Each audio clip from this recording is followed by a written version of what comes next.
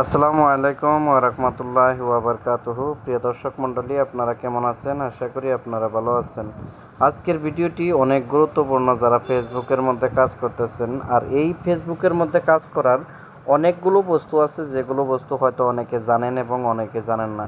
আমি এই ভিডিওটি আগেও দিয়েছিলাম, তবে আজকে অনেক গুরুত্বপূর্ণ সহকারে আপনারা এই ভিডিওটি দেখবেন।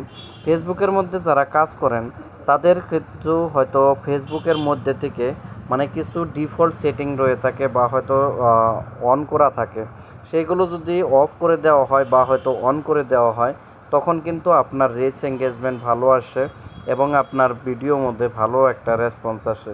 তো সেই বস্তুটি আপনি কি করে করবেন, অবশ্যই আমি এই ভিডিওটি দেখলে বুঝবেন। তো সর্বপ্রথম আপনি আপনার ফেসবুকটা ওপেন করে নেবেন। তারপর আপনি প্রোফাইলের মধ্যে ক্লিক করে আপনার প্রফেশনাল ড্যাশবোর্ডের মধ্যে ক্লিক করবেন।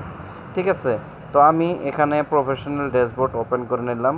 ওপেন করার পর এখান থেকে স্ক্রল ডাউন করে আপনি সেটিং আইকন দেখেন, এই যে নিচের দিকে সেটিং আইকন রয়েছে, এই সেটিংয়ের মধ্যে ক্লিক করে দেবেন।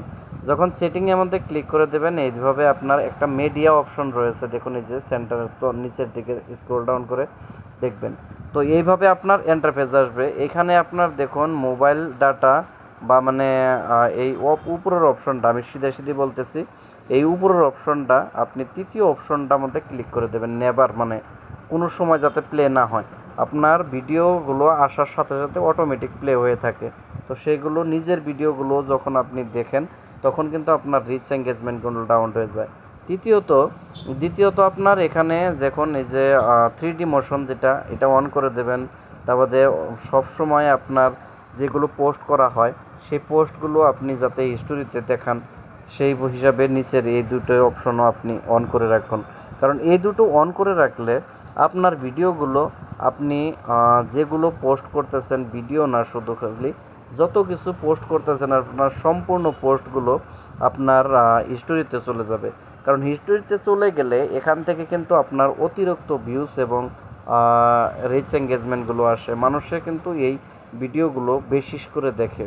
তো যার জন্য এই দিকে আপনার যদি অন থাকে, তাহলে অটোমেটিকভাবে ফেসবুকের যা কিছু আপনি করেন না কেন, সব কিছুই পোস্ট করার সাথে সাথে আপনার স্টোরিতে চলে যাবে। আর স্টোরিতে থেকে আপনার রিচ এঙ্গেজমেন্ট ভিউজ এগুলো সম্পূর্ণ দিকের থেকে আপনি বেশি পাবেন। তো যার জন্য আপনার উপকার আসবে। তো আজকের ভিডিওটি অনেক গুরুত্বপূর্ণ ছিল।